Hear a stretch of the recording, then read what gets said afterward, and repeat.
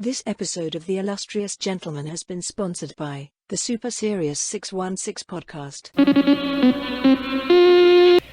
In 1961, the Fantastic Four returned from space and the world changed forever. Over the next year, the Earth experienced 3 alien attacks, the destruction of Lower Manhattan, and the re-emergence of ancient gods. Super Serious 616 is the podcast that covers it all from the inside. What would it be like to live in that world? Join Ed and Mike as they ask questions no one else is asking. Is Iron Man a good use of shareholder capital? Subscribe at Super Serious 616 or wherever you get your podcasts.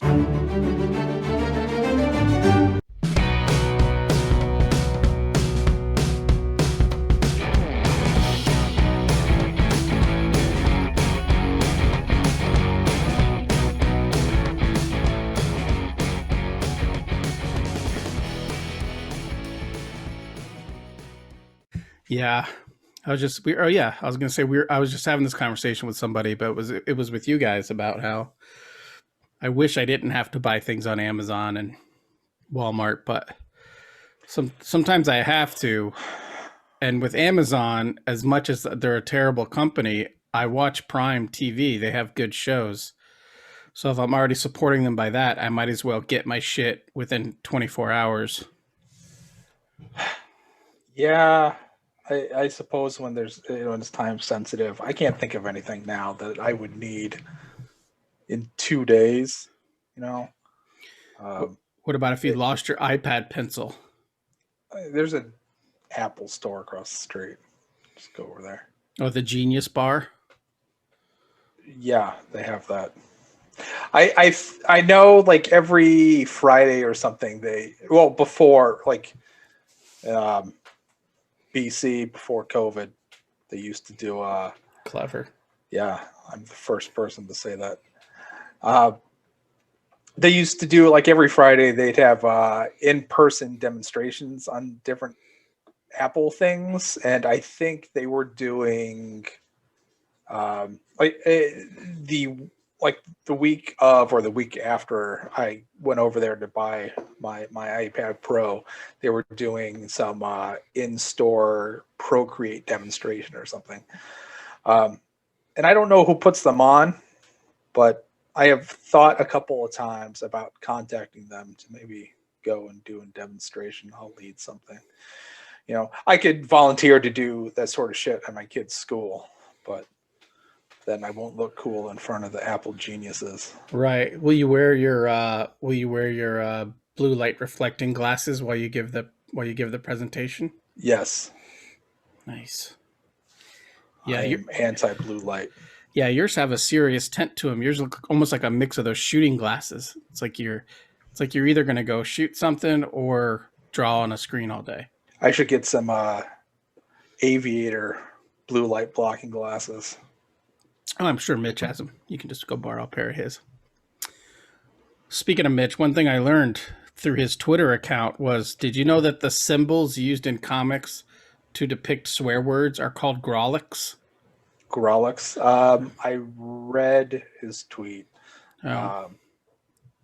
Yeah, I hadn't known that, but it didn't also occur to me that I hadn't known it. I just didn't care. But I guess now that's a piece of knowledge I have that I can hang over other people's heads to make me look smart. Yeah. Those fucking idiots don't even know what Grolix is. Yeah, at the next party I'm at, I'm going to drop that. Yeah, that's what they should So nobody will talk to me after that. That's what they should have named Grogru, was Grolix. Anything else?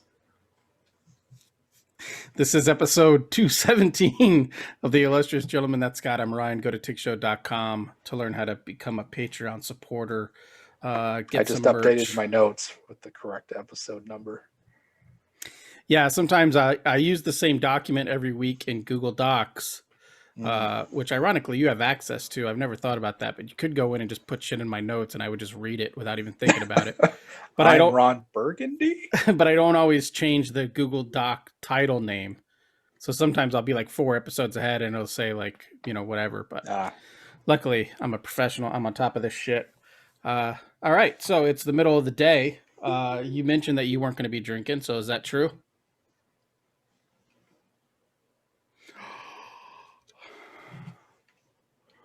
That's just for you.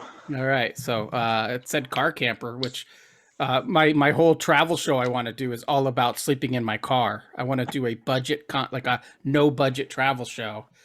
I even researched like how to sleep in small cars. There's like an L, they call it the L. There's a way to sleep on your side that you Okay. could still stretch out, but you basically like put your legs out at an angle. What's from the rest of your body. legality of sleeping in your car? You know, it varies from state to state, Scott. I'm glad you asked. Some states don't allow it. Some states do allow it. So it all depends. Oh, all right. So know your rights. Be one of those people. That's right. Do your research. Find out, like I Google what the state law is about sleeping in Right. one's car. Right. And Right. it's not a vehicle. It's your personal conveyance.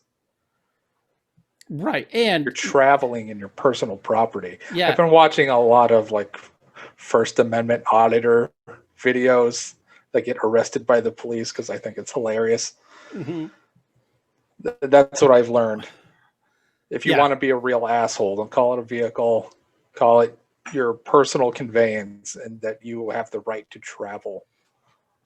Yeah, it's freedom of movement. You don't need a license that way. Right. It's a guaranteed. It's one of our constitutional rights is freedom of movement, and if nothing else, we have to defend every constitutional right with full anger and vitriol and Right. right. Yeah. Okay. Maybe hot take. I think the Constitution's overrated. Yeah, I think it's due for like a glow up. You know, it's time Isn't it to. supposed to be a living document? Yeah. People treat it like the Bible. Yeah, I mean, if I have to get a fucking Photoshop update twice a month, maybe it's time to take a look at that old piece of parchment. You know what I'm saying? Time to modify it. Yeah. Yeah. Okay. Yeah. So, anyways, yeah, I've looked into it. Anyway, and- sleeping in car. Oh no. Your audio's gone.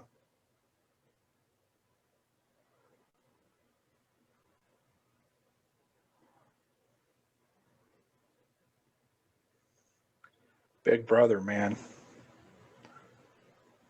Don't talk shit about the Constitution. there we go. That was a Zoom issue.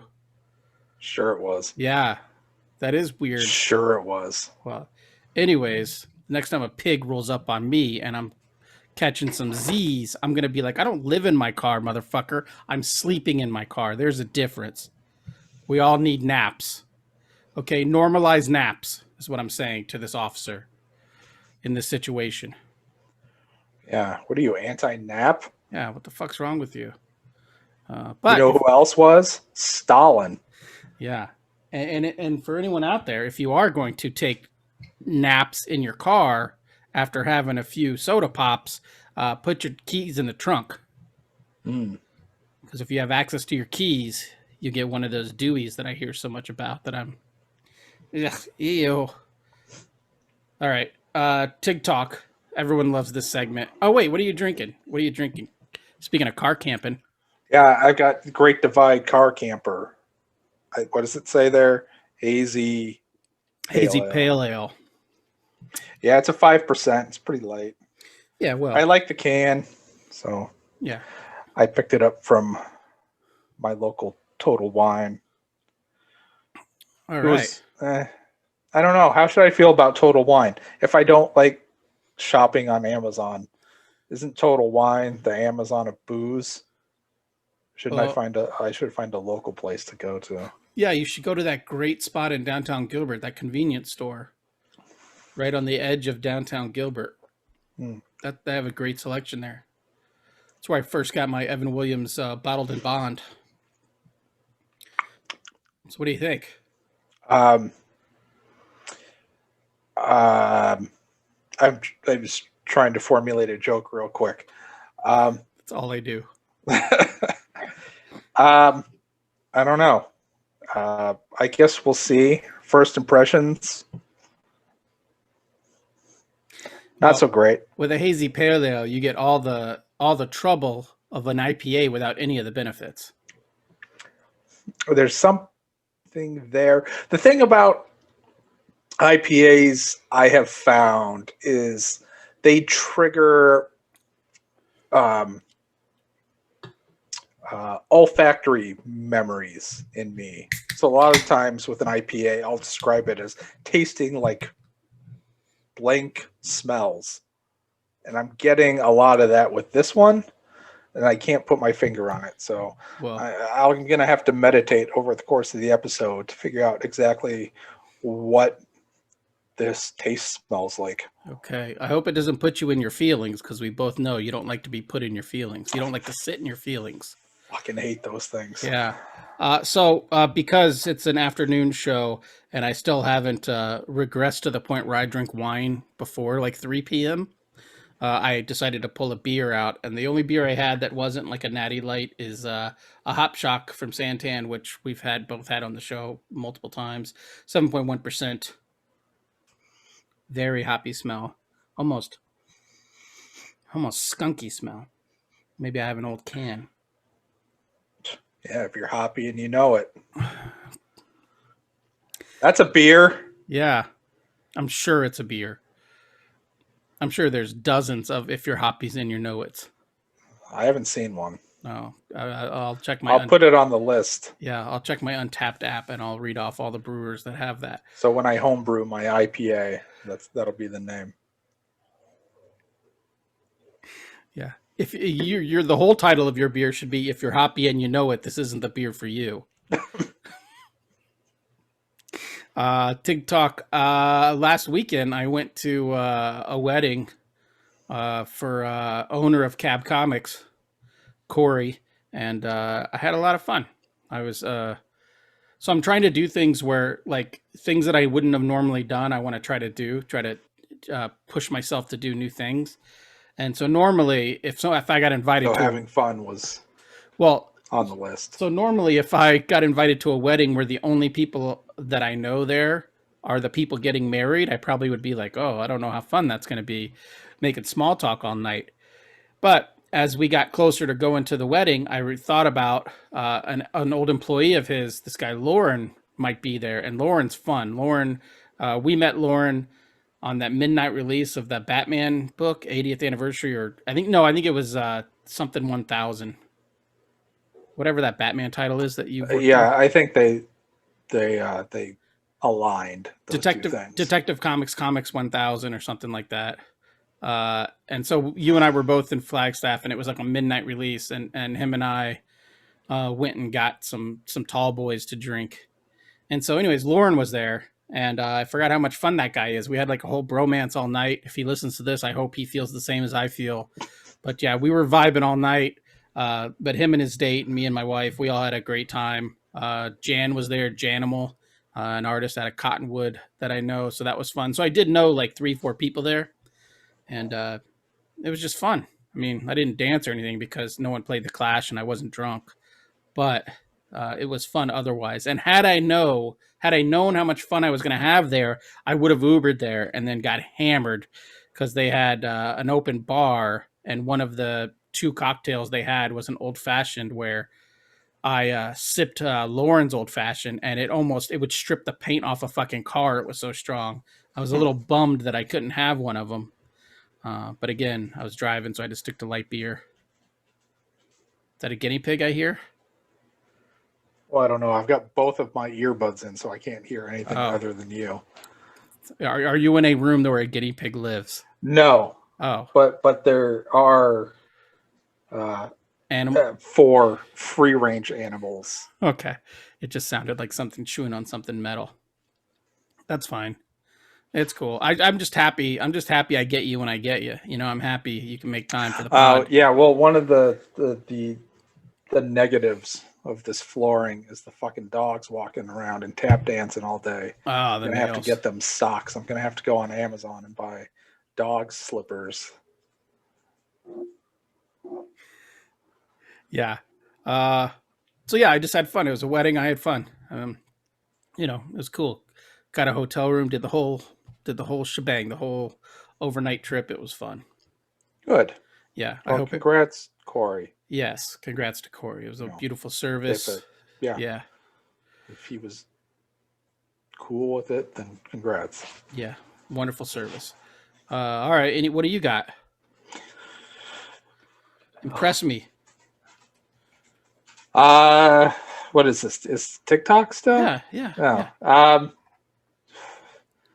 Oh, I haven't done shit. Um, no, kids started school this week. Hooray for that. Yeah, so that's been surprisingly good. 2 of them went to a new school after the move, and was super smooth. I'm very proud of them. Well, excellent. Until the Rona comes home to roost. I'm late to the party on Veep, but I started that on HBO Max. I just had this conversation with my wife. I'm like, I think there's like 4 seasons. It's something we can watch and binge. Yeah. Yeah. I think the pace and the tenor takes a couple of episodes to acclimate yourself to, but after that, it's pretty enjoyable. Yeah, I know. It's almost scary and depressing to think that's. I know it's like a satirical portrayal of American government, but with something like this, it only feels like it's a heightened version of it. That it's not the real thing, isn't so outrageously purposefully funny, but a lot of the humor, I think, comes from a lot of truth, and it makes me upset to think that those people really think that way. I don't know. You have a ghost too. Yeah, no, I think that's something Ghost we're gonna start watching since we're paying for the app anyways. I also picked up a couple comics this week, the day after Corey's wedding, and one of them was your Action Comics annual that came out a couple weeks ago. A couple weeks behind on it, but it was good. I mean, was it working on it? Was it kind of neat because you got to revisit characters that you visually you created the look of? Did that add an extra level of funness to it, or was it just like any other gig? Yeah, I didn't have to look at any reference, which was nice. And all of the work was done already, so I didn't have to do any of the character designs. I just had to member. Yeah. But it was fun. I got an exclusive chunk of the book, like a very specific piece, like where they all go to the Phantom Zone. Spoiler alert. So I got to do all I was going to say the negative zone, the Phantom Zone bit. I didn't have to draw buildings and hallways, and this podcast is the negative zone. Stuff. Yeah. I weigh too, man. Yeah. I really like, I think I tweeted out, I really like your Cyborg Superman, but then I realized if old man Cyborg Superman takes off, you won't get any ownership over that character because it was created by like John Bogdanov and maybe Tom Grummett or something. Like you wouldn't get those fat royalty checks. Yeah, maybe I'll get something off of the DC Direct figure or something. Yeah, or you could just show up to John Bogdanov's house and be like, "Hey JB, where my money at?" Right. I'll say who? Right. Yeah. So, anyways, that was a great comic. I really do like that world. I wish you could just do like maybe an annual every year. Like, remember back in the day? Well, maybe you don't remember, but Art Adams used to be the artist on X-Men annuals. So, like for like 3 or 4 years, he either did a New Mutants annual or like an X-Men annual. It'd be cool if like once a year you could do a House of L annual. Yeah, sure, I'd do that. Yeah. I think I'd do that. Yeah. Depends on your schedule. We'll have to see what's going on. Yeah. It depends on the day. Yeah, you might be right. You might be drawing like Black Racer by then, or writing and drawing Black Racer or something like that. Fingers crossed. Yeah, that's kind of all I got. I was trying to think of shows that I'm watching that are worth talking about. Oh, I did start one, and I guess it's maybe like a weekly release on HBO Max. And I saw on Twitter that it was the number one like streaming show in North America. It's Wellington Paranormal. I Okay. don't know if you've heard of this thing. I It's by haven't. It's by the same guy that created What We Do in the Shadows. Oh, isn't it like a prequel or something to What We Do No, in the Shadows? it's just sort of like a sister show. It's about a couple of cops in Wellington in New Zealand who get put on this the paranormal task force. So they go out to calls involving like vampires and aliens and stuff. It's But it's a comedy, obviously. yes, yeah, about a couple of just dim-witted police officers that deal with shit. It's funny. I like it. It's light, you know.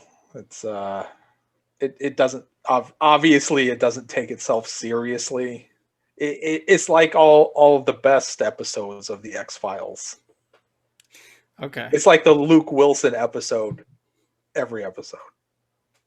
You know what I'm talking about, right? That's a great episode. Well, you know what's not? I put that on the other week, and it was not as good as I remember. Who does he play in X-Files? He plays a sheriff in Texas. Mulder and Scully go to investigate vampires.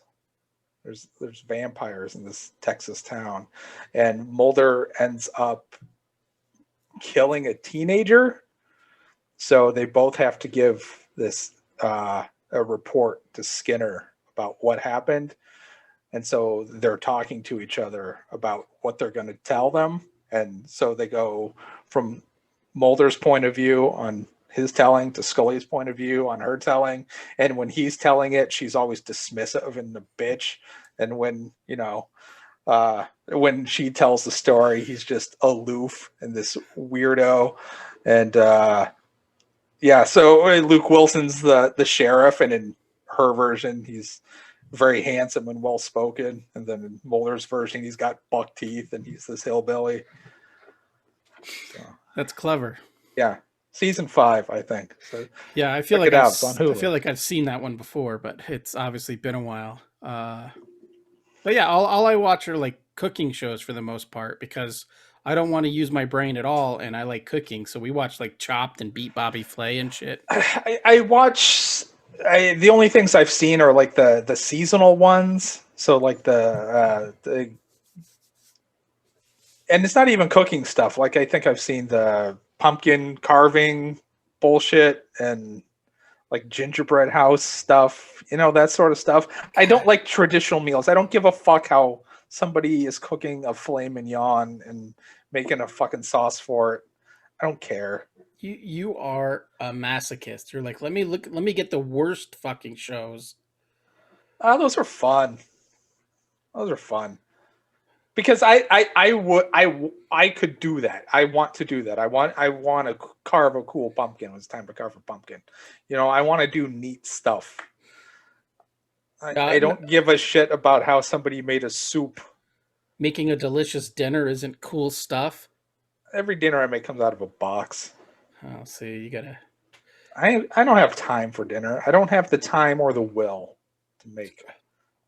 Yeah, it's a lot easier. Anything substantive. It's a lot easier for me. But like the other night, just for 2 people, I realized I spent 90 minutes cooking. You're insane. Yeah, I felt bad about it later. I was like, what am I doing? I could have microwaved something and then spent 85 minutes jerking off, you know, but instead I made a beautiful meal for my beautiful bride. Yeah.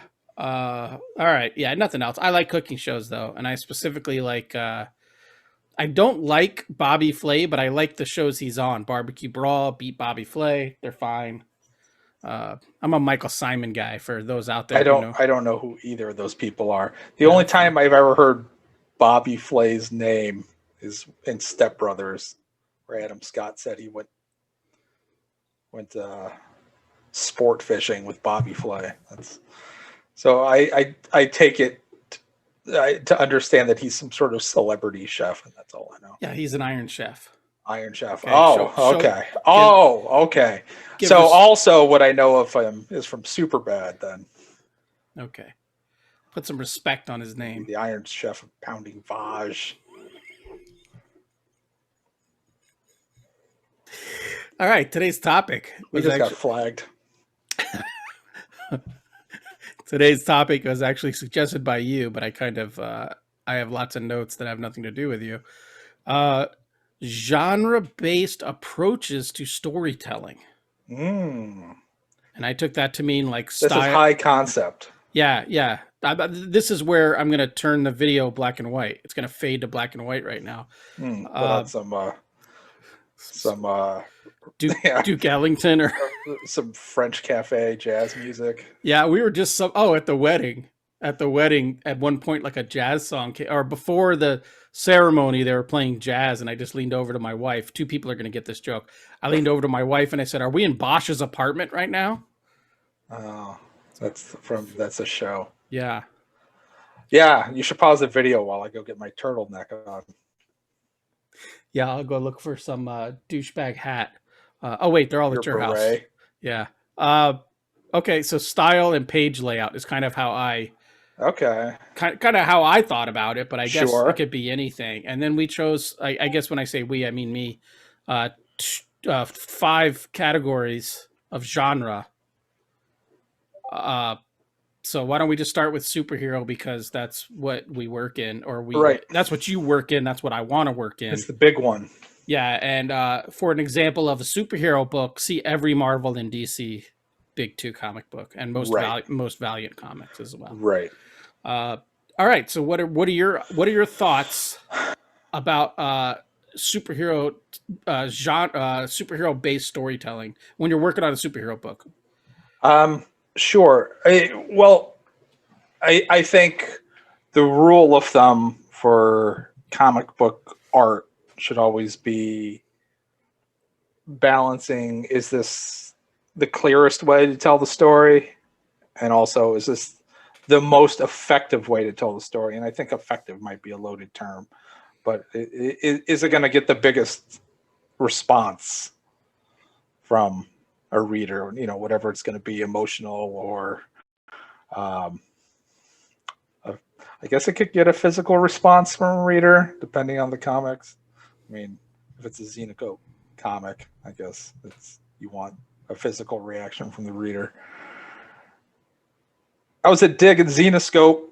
Fuck you guys. Sorry, my fucking audio dropped out again, so I'm trying to...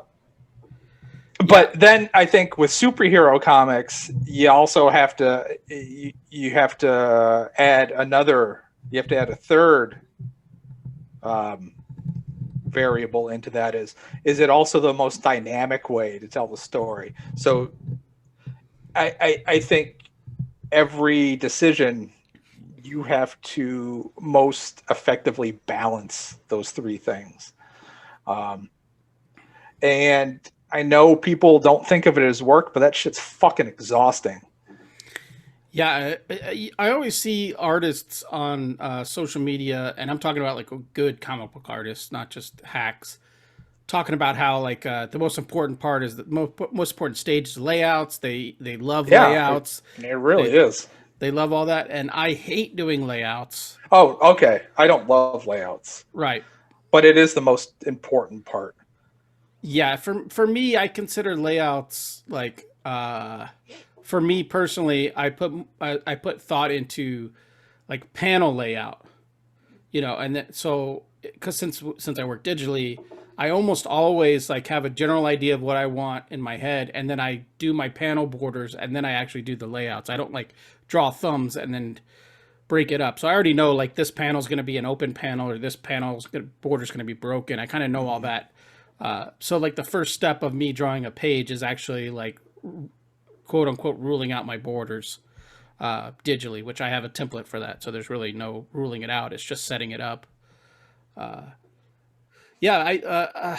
think actually superhero comics are fairly wide open in terms of how weird you can get.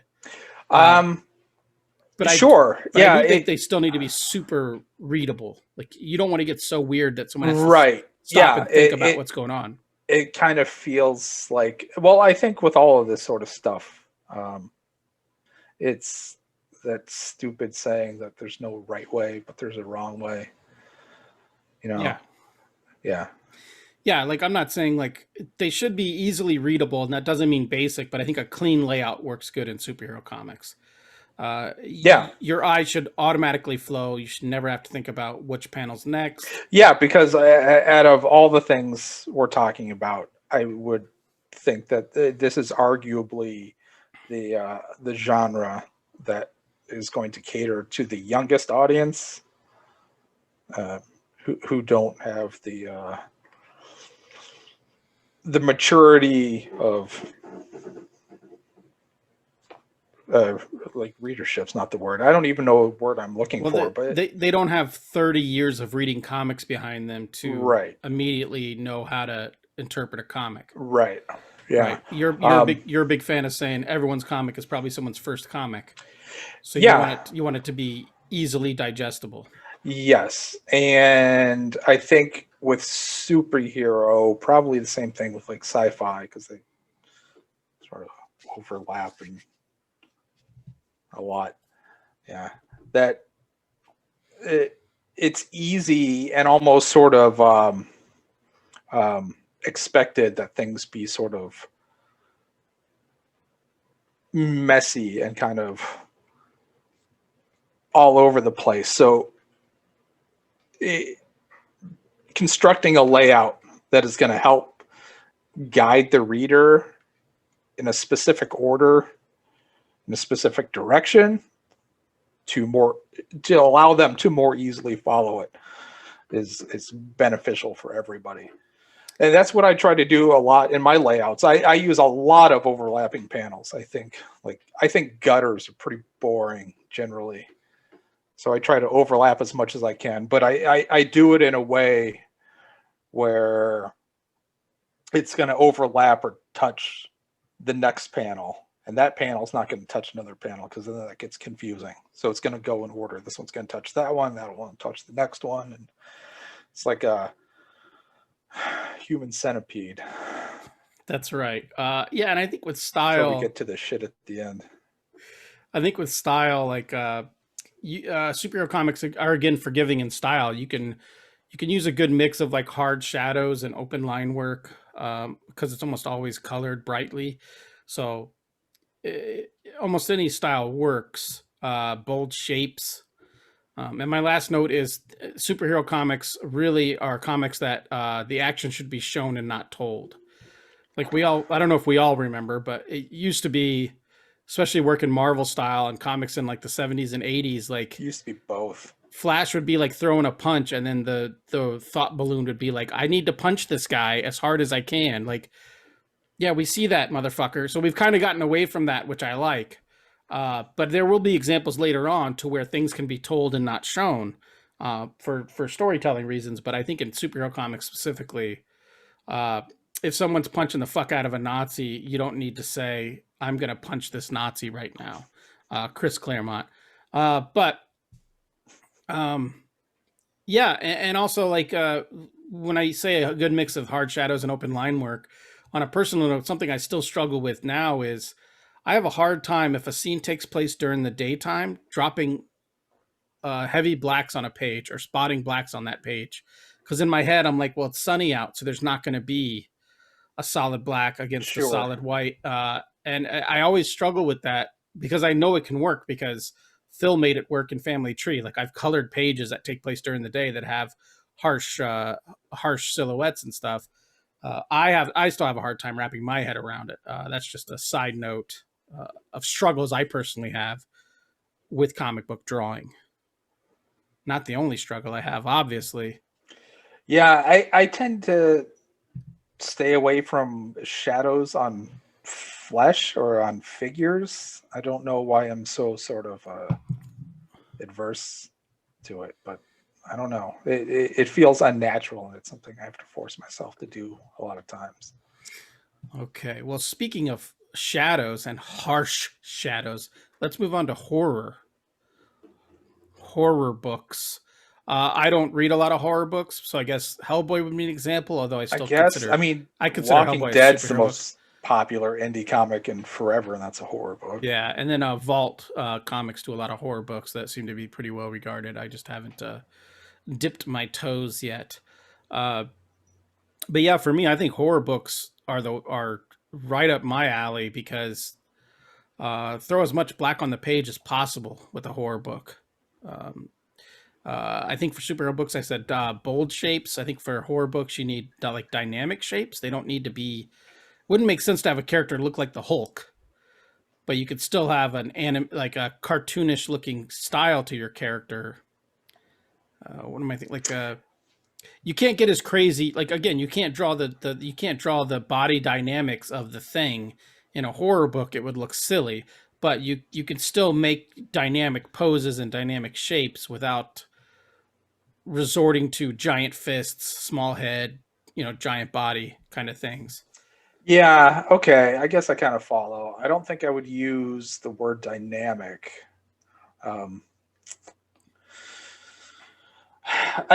So in my notes, I kind of clumped horror and crime together. Yeah, they're very similar. Same sort of storytelling model. Whereas I think superhero books or superhero art and storytelling is going to emphasize dynamicism and form, sort of, more than anything else. I think the horror and crime stuff, you need to emphasize atmosphere and composition more. So it's not about pushing the angles. You're not going to use a lot of bird's eye or worm's eye views in horror and crime stuff because that's not where people live. That's not where you're going to get the biggest emotionable, I think, relatable reaction from a reader, because we all live right here. Right. Yeah, and I think horror works well. Maybe that's why I like horror and kind of crime, is because it's up my alley. I don't like drawing like huge expansive. I mean, who does? But I'm not good. Or do I like drawing like huge expansive panels and worlds and stuff like that? So like horror's good because you can do.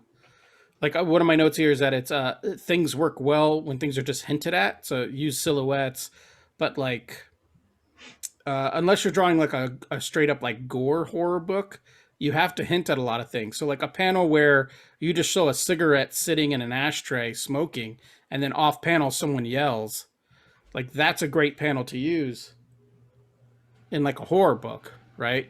You couldn't do that. You could do that in a superhero book, but it wouldn't work as well.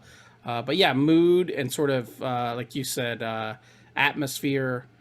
That all leans itself to these two styles of books. Yeah, and I think when you were talking about cartooning and shit, I think there's room for any kind of line sort of style, as long as you're pushing those other things, right? So, and I think we've talked about it previously, like on Handmaid's Tale, the composition that they use for shots, right? It'll be, yeah. It's like this, where you just see somebody's head, and then there's like 15 feet of negative space above them in the room. Right. It's all composition designed to sort of unsettle you, and like you may not understand why, but it's like it's like Mr. Plinkett says, you may not have noticed, but your brain did. Yeah, I don't know that reference, but sure. Oh. Yeah, it's like especially in horror more than crime, because horror is another one that you could tell and not necessarily have to show. Like reaction shots, I think, are huge in horror books. Like a reaction shot of someone being horrified, and just like a sound of something being bludgeoned or whatever is more effective than showing someone being hit with like a bat. Because what you can imagine is more horrifying than what you can see. Yeah, I hear that a lot, right? And I suppose there's truth to that. because everybody is going to,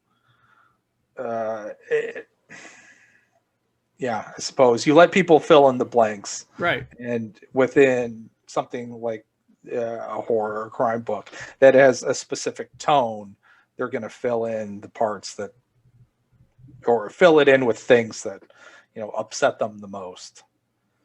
Yeah, I think that's because kind you're of fostering that sort of participation. Yeah, and that's kind of my notes as we move on, I guess, to crime, which you've said we've already kind of lumped together. Some books like Criminal or Southern Bastards or Scalped; those are good crime books. But yeah, like mood and atmosphere allow the reader to interpret the story themselves, and so it gives you like a bigger ownership maybe over the story you're reading, because you can read into things that maybe not aren't there. Gives you, I think, maybe a better enjoyment, because you're absorbing and thinking rather than just being told. Like if Superman's punching some dude off a planet, what you're seeing is what happened. Whereas in a crime book or a horror book, you can hint at things that still get you to the same point B in storytelling. Right. But we'll let the reader interpret how you got to point B. Yeah, I think, yes, that's a good point. With a lot of superhero-y, it's sort of just the more flamboyant, bigger, louder stuff is it's meant to be sort of just enjoyed for what it is, and everything's it sounds disparaging, but sort of like at a superficial level. Whereas a lot of the times with horror stuff, it's all about the subtext. And when you're doing, when you're presenting it in a format with pictures and written word, you can put the literal subtext on the page along with the visuals. So yeah, showing us one thing, but then like I'm a youngin', I'm just a baby, so I don't know where it started, but in my baby brain, I would go back to like something like Watchmen did a lot of. We're presenting this thing to you, and we're going to show you this thing, and you're going to get information from what you're seeing, but then we're going to present this other thing with the text that's going to sort of complement everything and give you a deeper understanding of what is happening. And I don't know if that's the first time it happened, but I'm going to go ahead and say it was the first time that anything like that has ever happened. And yeah, so that's what you get with a lot of horror and crime stuff. Yeah, I think they lend themselves real well to like really bold storytelling. So like a writer, like you said, the writer can tell you one thing, but it allows the artist then to, like I said, illustrate different things. Like a close up of a set of like bloody keys could take up half a page, and that'll tell you so much in just that image, even if the voiceover or the narration doesn't mention those. Something happened. Like, how did that get there? It's always asking questions. It's always asking involvement of the reader, which I like. That allows the reader to then be in the story. And I also think that like it should be a little off. The whole story should be a little off, like you mentioned, with your panel layouts, small heads, a lot of open space, shit like that. It should all be a little off and a little confusing, kind of until the reveal. Kind of like a whodunit movie. Like you should almost always be leading the viewer somewhere else, and then at the end tie it all together. And a crime comic's no different. But I also think crime comics, and I guess horror as well, but I wrote it in my crime notes.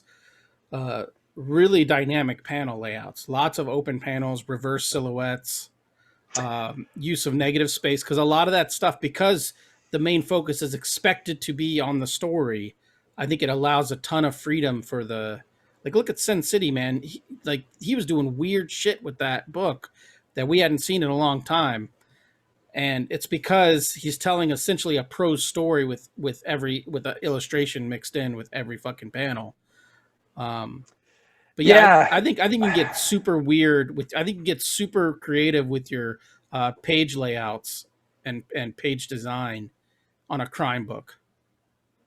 Yeah, I think comics might be at their peak power, sort of, in this genre. Uh, I know it's weird thinking about that now, because the mainstream is just swamped with superhero books, but the caption really isn't anything more than a voiceover, and it's totally acceptable in comics. But when you put a voiceover in a movie, which is showing you things while also telling you things, people roll their eyes at voiceovers. Right. Yeah, it's a gimmick when it's done in movies. Yeah, it's so weird. Yeah. Yeah, and we were talking about this. And you can't do that in a novel. You can't. When it's all, when it's all text, you can't bounce back and forth between a sentence and an action that appears unrelated. Yeah, we were just talking about this in another thread about like the most popular comics in the world. They're like horror and like maybe some crime mixed in, but mostly horror. It's like they use these mediums to the best of their ability, which I don't think you can do that in a superhero comic, because a cape has to be red, the sky has to be blue. Like, you can't get weird in superhero comics because we're conditioned for them to be one thing. But that's a whole different show. Yeah, but I in my mind, going through these 5 categories, to my mind, crime is probably the most wide open genre. I mean, you could tell, you can get fucking weird as you can have a superhero story that's crime based, and then it becomes a crime comic. You can have a noir comic with superheroes in it, but it's a noir comic, not a superhero Right. comic with a Yeah, most I don't know the numbers, and it would be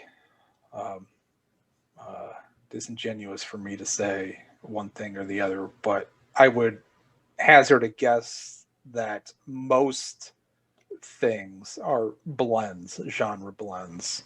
Yeah. Because there's not a lot of anything that's a straight anything anymore, because you can't do high concept without genre bending. Yeah.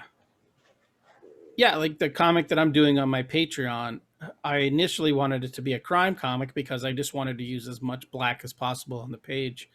But then I'm like, oh, I might want to have a guy in here who teleports, or a guy who like can't die. So then it becomes like a sci-fi crime book, but then there's a voiceover throughout. So then it becomes like a noir crime sci-fi. And I'm like, whatever, fuck it. Who gives a shit? As long as half the page is black, which I think someone once said, like, Sin City is like 85% of the page is black. Yeah. And I was like, yeah, no one cares. Noir crime, yeah, sci-fi rom-com. Yeah, and when you work digitally, it doesn't take you hours to paint in that black. It takes you seconds. So it's pretty fucking cool, Phil. Man. That's right, Phil. All right, 2 more categories, which I don't have a lot of notes on because I don't read these kind of comics for the most part. Adventure comics kind of lend themselves to superhero comics. I use the Phantom, the Rocketeer, like 1010. I don't know what other examples there are. But yeah, that kind of shit, to where it's not a superhero, but it has all the tropes of a superhero book. Big action, bold colors. Yeah, as far as I'm concerned, you put them in the same category. Yeah. You use the same rules. I think this one, especially if it's in color, open line work, so you can get all the mood and stuff in the coloring, I suppose. I guess Alex Toth did a lot of adventure comics in black and white. He made them work. But yeah, this one to me is very clean and clear storytelling. I think of simple, straightforward. Adventure comic to me is like an old school comic, which there's really not a lot of these around anymore. Well, I guess technically, superhero comics are superheroes is a sub genre, of adventure or action or sci-fi. Yeah, but even in like this genre is slowly dying. Like even in movies, you know, like the Jungle Cruise movie comes out. But when was the last time there was like an adventure movie? You know, they're making Indiana Jones 22 I right now, guess. I but don't know. What would you call the Mission Impossible movies? those would be action movies more than I. When I think of the difference to me between action movies and adventure movies is a shoot 'em up like Face Off is an action movie, but like Indiana Jones is an adventure movie. Like adventure films to me and adventure comics are made for kids, or they're made for people who they want implied violence, not gore. They want kind of wholesome old school shit. To me, that's what the adventure genre is. It's like old school. Hmm. You know, like even like Tomb Raider, they keep rebooting that. I guess technically that's like an adventure movie, but you know, there's like all of a sudden now it has to be like, oh, the world's gonna die by satellites exploding if Laura Croft doesn't solve a mystery. Like it's not the same thing. You know, like there's some 1010 comics where they're like, oh, we have to return a dude's wallet. You know, so let's draw 40 pages of that or some bullshit. I don't know. I don't read 1010. But that kind of shit, like the stakes are never huge. Like in the Rocketeer, the stakes are never huge. People just want his rocket pack. Like Elon Musk just wants his tech. That's the entire fucking story of the Rocketeer. Spoiler alert. Or like the Phantom is fighting like environmental poachers and shit like that. You know, he's not fighting warlords from Mars and shit like that.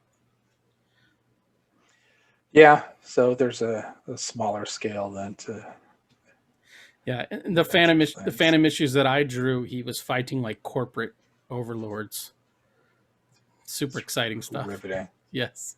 All right. Our last category is something I know nothing about, but I pulled some examples. Autobiographical, or I guess just biographical or historical comics, I guess, maybe.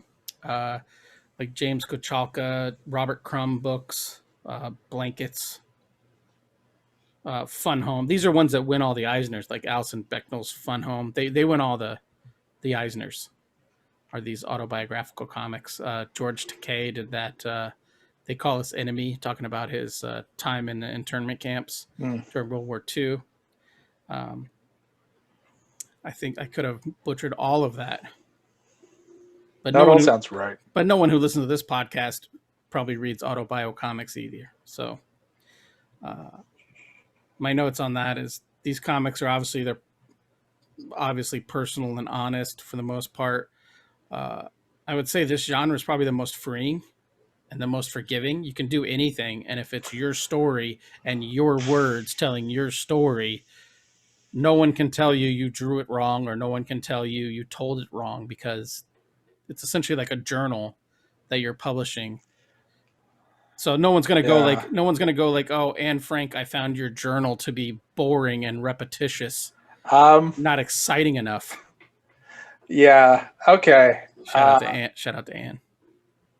I'm going to put my asshole hat on, and I'm going to take umbrage with the truth aspect of any sort of storytelling, because I think as soon as anything is produced, it is done in a way to manipulate the viewer or the consumer in a particular way. Yeah, I agree. Yeah, so I don't think there's anything honest about storytelling. Well, I mean, it is when like a Robert Crumb comic, he's talking about how he jerked off every 2 hours for like a decade. Like that's honest, but it's not embarrassing, I guess. If you're okay. When I talk about honesty, I guess I mean without bias. Right, you're getting the bias of the person telling the story. Right. Yeah. Yeah, right. Like Robert Crumb might have said, I jerked off. All of this, I don't think he ever said that in a comic, but I'm pretty sure he had jerk off things in comics. So it's one thing to say, in a comic book, like, oh yeah, during my teens, I jerked off 10 times a day for like a decade. but then you don't say like what kind of weird shit you jerked off to. That's too honest. That's the storyteller being able to tell their own story, define their own narrative, I guess. Right. Yeah. My main thought here is, and this is also going to sound like, say goodbye to that one listener. It's autobio comics and journal comics are they're not about the art. They're super forgiving. Anyone can make a popular journal comic if they can draw even at a level of like a 4-year-old. Like the best-selling comic in the US, I guess, in the English market last year was like that Dogman comic, and it looks like it was drawn by like a 10-year-old. So, well, that's the idea. That is the idea.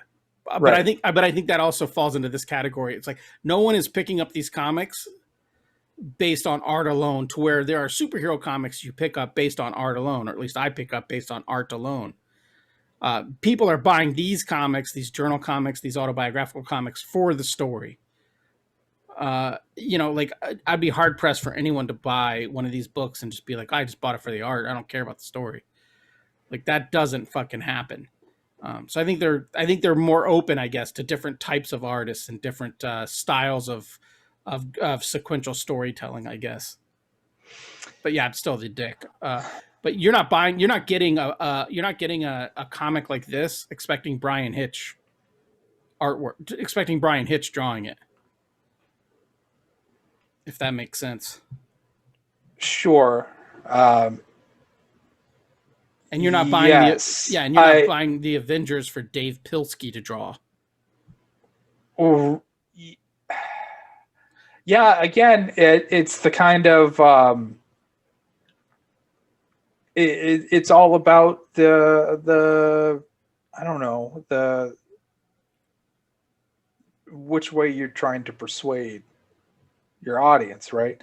I mean, yeah, Brian Hitch is not going to be drawing Dogman because you don't need a guy who knows how to draw abs to draw Dogman.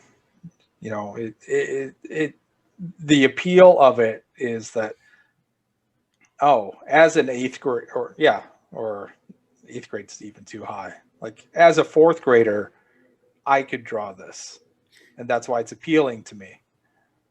Yeah. Yeah. Oh man, I just had a point and I just lost it.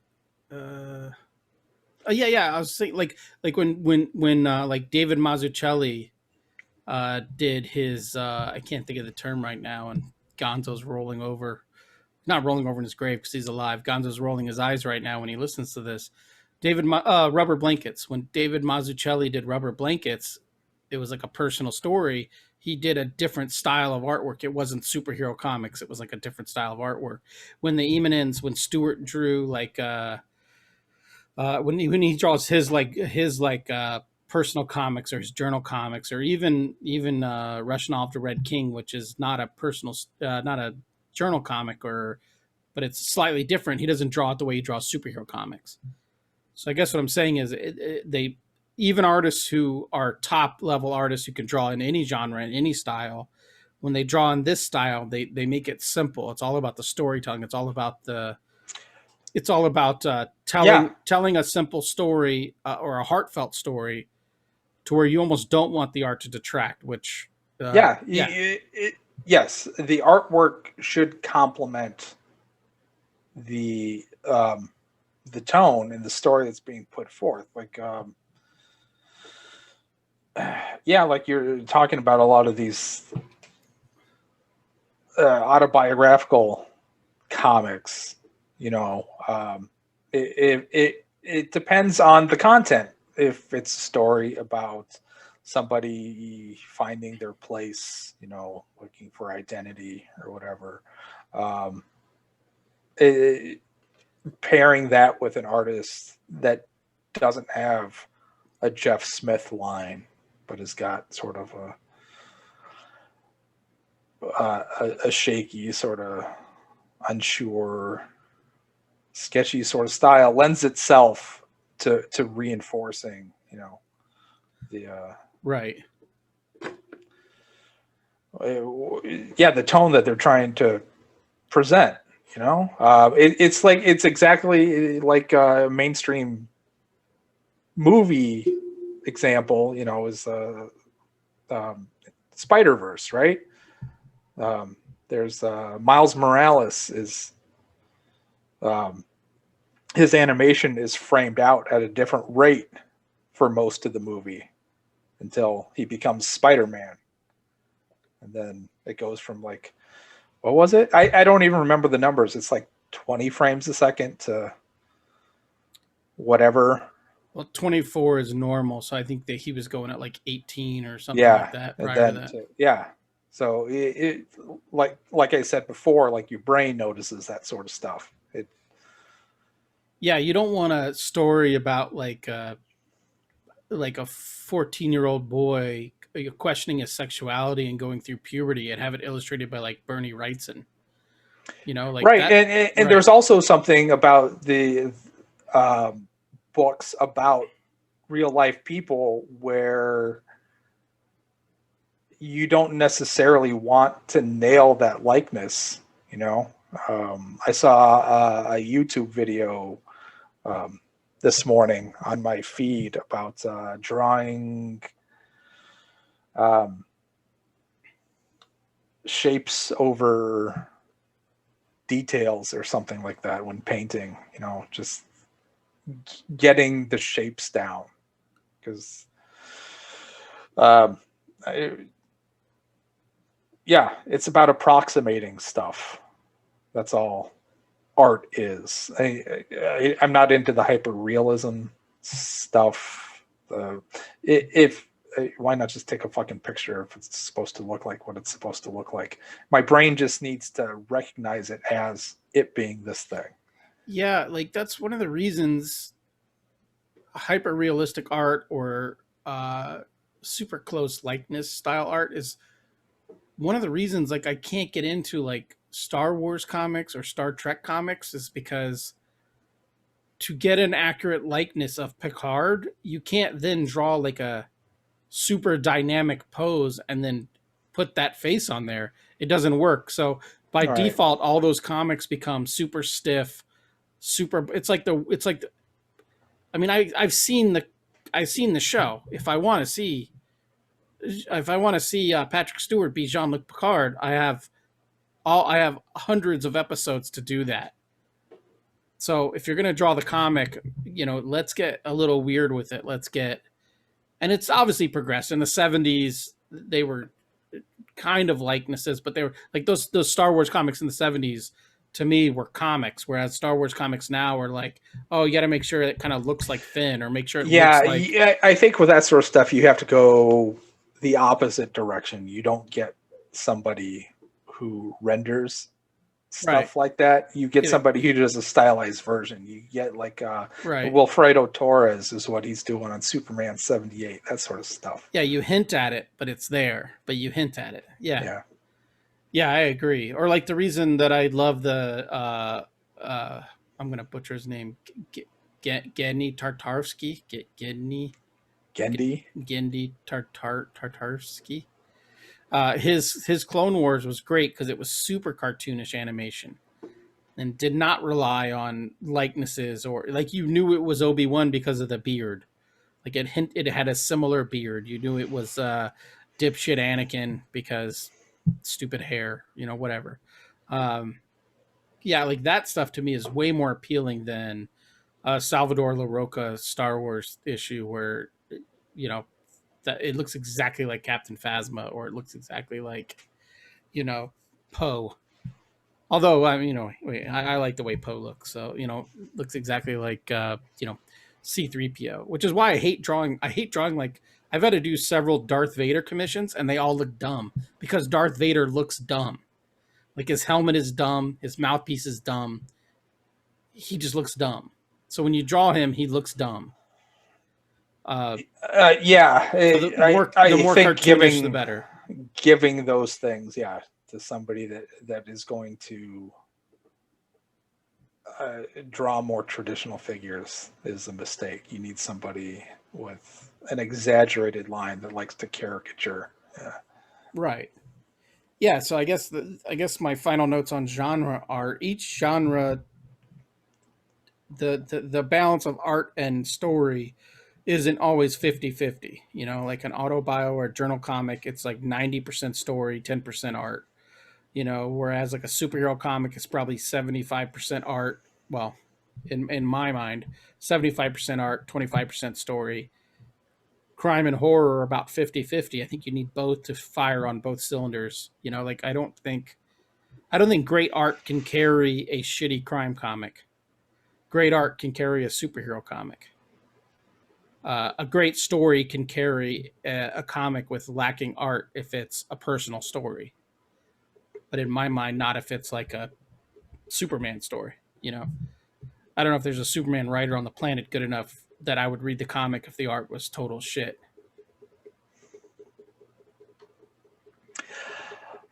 Yeah, a total shit's subjective. But again, you gotta. Yeah, we make this podcast, so it's totally subjective. You have to pair the artwork appropriately. Yeah. So. Yeah. Well. Okay. So let's end on a note here. Are there any artists who are known only for one genre that you'd be interested in seeing their take?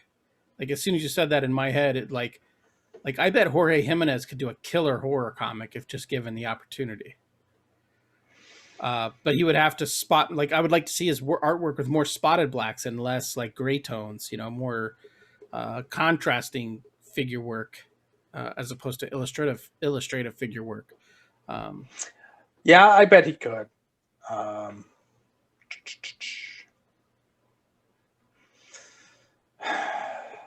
Like Ringo never got a chance to do a crime comic, but I bet he could do a fucking bitchin' ass like version of Sin City.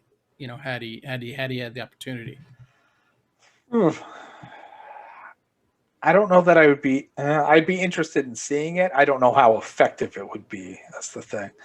I don't know. It's weird. That's a good example, though. I feel like he and maybe like Art Adams are some of those guys who can't really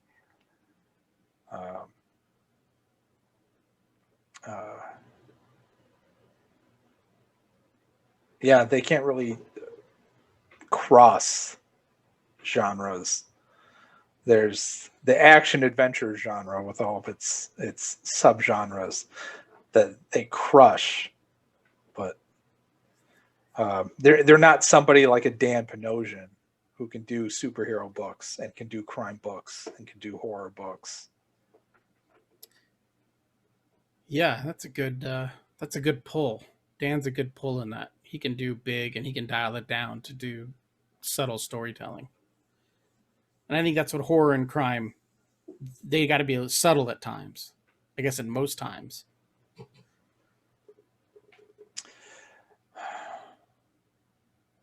Yeah. I was thinking of something the other day.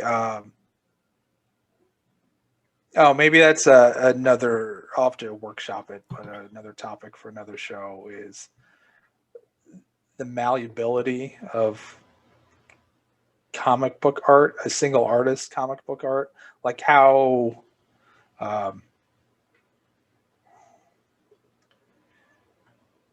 reasonable is it to expect an artist to be versatile in their output? Like, a Roger Cruz or Jeff Matsuda or something. Yeah. I mean, I don't think it's, that'd be a good show of dudes that we think could do, like, just off the top of my head, as you were talking, two names pop into my head that did both successfully. And Alex Toth did all kinds of comics very successfully. And I think Stuart Eminem does all kinds of comics very successfully. Stuart's done horror. He's done superhero. He's done sci-fi. He's done, more journal-based kind of comics with moving pictures. Frank Cho, somebody that can go from one format to another pretty effortlessly. Yeah. Yeah, it's probably not the best radio to sit here and just be and think about it and look at the sky. But you know what? Your can sounds empty, and my can is empty. So that's the sound of the end of this podcast. How was your Deschutes car camper hazy Great pale Divide. ale? Great Divide car camper hazy pale ale. It might have well been produced by Deschutes. Later on, it's going to give you the shits. So, it was lackluster. All it was hops. It was one dimensional. Yeah, it's almost like a session IPA at 5%. It's like so. Yeah, and I didn't pour it out, so I don't know how hazy it was. you didn't get overwhelming notes of citrus. No, just lots of pine, which I guess is apropos for. Yeah, that's kind of my least favorite flavor profile of an IPA. Right. Yeah. So I'm gonna give it a 2. It was just. Yeah, I don't remember what I've ever given the Hop Shock in the past or what you gave the Hop Shock in the past, but it's completely drinkable. It's totally fine. It'll be a 3.5. So. All right, man. Back to work. I got a background on a page to finish before I can bill this month. Background's fun. I got to get back to the studio. The best part is it's just branches in the background. Talking about page layouts, it's my open panel, so they got to go behind all the other panels. Nice. So it can really doesn't have to be like super detailed. Super exciting stuff that we all stole from like Sean Murphy. I wonder if back to the ground. Sean didn't start that. I wonder who Sean got that from. The one big open panel on the page, like essentially a splash panel with inset panels. It's a splash page with inset panels. Because we all stole it from him. Everyone our age stole it from him, but he must have swiped it from somebody. He'll never come on this podcast. He'll never come on this podcast. So. Yeah, probably not. SGM. I know a guy that knows a guy. Maybe we can. Yeah, I know a guy that knows a guy pull too. Some strings. Yeah, maybe. Oh, I was gonna say maybe we could get the guy on that knows the guy, and then he could be proxy. We'll just ask him all the questions we'd ask Sean Murphy. That'd be a fun one. All right, dude. Send us home. Yeah. Okay. Bye.